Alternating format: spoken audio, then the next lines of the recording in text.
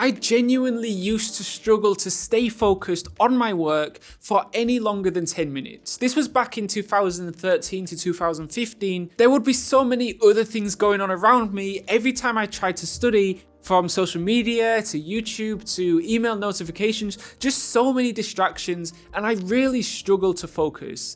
Fast forward to when I was studying for my bachelor's degree at university, I trained myself to study with 100% focus for 12 hours. No exaggeration, I could stay laser focused on one task for the entire day. And a very quick disclaimer, you shouldn't necessarily be working 12 hours a day with no breaks long term. It's often better to work for fewer hours but focus more on efficiency. So I very rarely needed to stay 100% focused for 12 hours a day, but when I needed to, I can, but also I make sure that I'm taking regular breaks, eating well, sleeping well, and prioritizing my sleep over just working all of the time, right? This is very, very important. Always prioritize your health over productivity.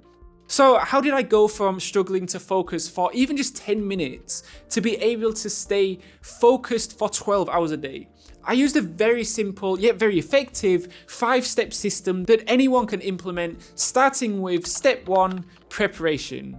If you're going to be working a full 12 hours with 100% focus, one of the best things you can do is to start planning the day before. So firstly, this means planning the material you need to cover or the assignments you need to write the day before. So this means you've already kind of visualized what you're going to do as soon as you wake up. So the next day when you do wake up, there's no decisions to be made, there's no decision fatigue, you just get straight to work.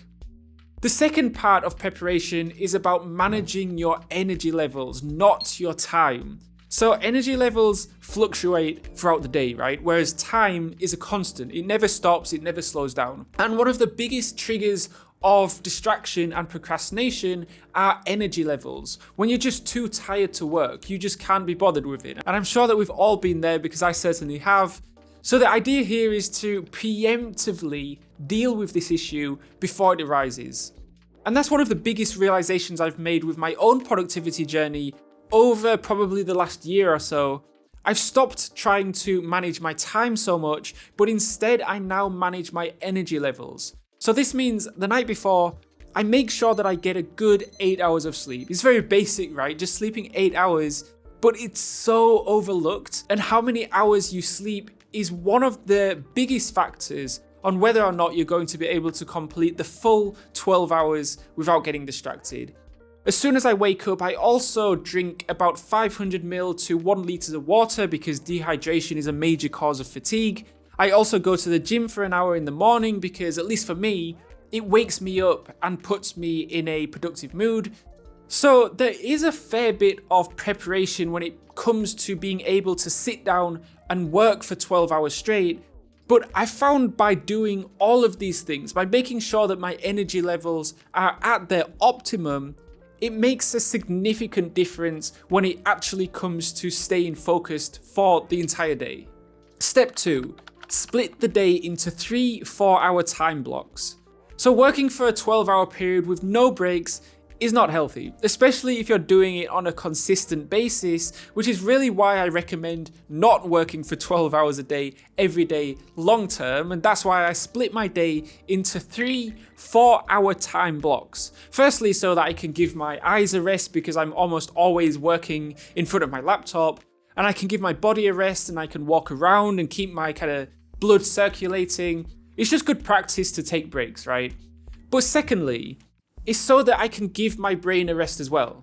So there have been various studies that show that the brain can only stay 100% focused for about 20 to 40 minutes at a time, depending on what study you read, right? Because each study kind of says a different time. And after that time period, the ability to stay focused drops dramatically. So by taking breaks, you're giving your mind time to rest and recover. So when you get back to work, you can stay focused for longer. And the third reason why I like to split my day into 3 4-hour time blocks is so that I have somewhat of a goal to reach. It's like, I know I have 4 hours to work in my morning work session. I have another 4-hour time block in the afternoon, and I have another final 4-hour time block to work in the evening.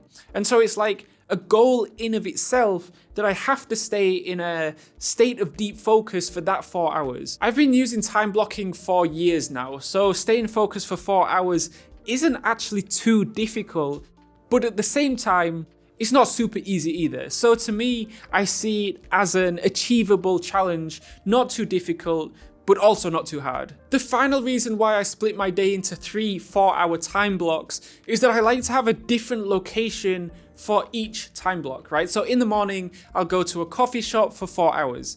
In the afternoon, I might work at the library for 4 hours. In the evening, I might go to another coffee shop or go to the office. A change of environment just makes your work that bit more interesting rather than just staying in the same place for the entire 12 hours. It certainly helps me when it comes to kind of creative tasks such as writing. Another productivity hack I've implemented into my own workflow is using productivity apps. Now, I talk about productivity apps quite often on this channel. On a daily basis, I'm using Notion, I'm using Slack, Gmail, Google Calendar, Todoist, among many other productivity tools and apps. So I've recently started using a productivity app called Akiflow, who have kindly sponsored this video, and the Akiflow app primarily does 2 things. Firstly, it consolidates all my productivity apps into one main app, so I don't have to keep switching between so many different productivity apps. And secondly, it blocks time in my calendar so I can then go ahead and complete the tasks on my task list. And I can't tell you how useful this is, having my task list and my calendar on the same page, because for years I've been switching from my task list on Todoist to my schedule on Google Calendar, so this feature alone makes life so much easier. My workflow is very simple. Akiflow kind of pulls all my tasks from Slack, Notion, Todoist, Gmail, and Trello into my universal inbox. For example, right here, I have my calendar for this week. I have a few team meetings, a few coffee meetings, a couple of podcast interviews. This is a very typical week for me. You can see on the left side is my task list. I have 2 tasks that have been pulled from Todoist, 1 task from Notion and 1 task from Gmail. And it's also worth highlighting that I didn't have to enter these tasks into Akiflow manually. They automatically get sent to Akiflow from all my other productivity apps. Now, the next step is I literally just drag each task over to my calendar and schedule it. Alternatively, an even easier way is to press P on the keyboard, write the day and time you want that specific task scheduled for, and press enter. It really is that simple. So with this productivity system, as soon as I wake up in the morning, my whole day is planned out. It's particularly useful for me because sometimes I just feel like I don't have enough time in the day to get everything done. So time blocking like this has really helped me block out chunks of my day to focus on the tasks that actually matter, as opposed to getting distracted with tasks that don't actually matter. So if you're interested in using Akiflow to plan your week, I've dropped a link in the description so you can go and check them out.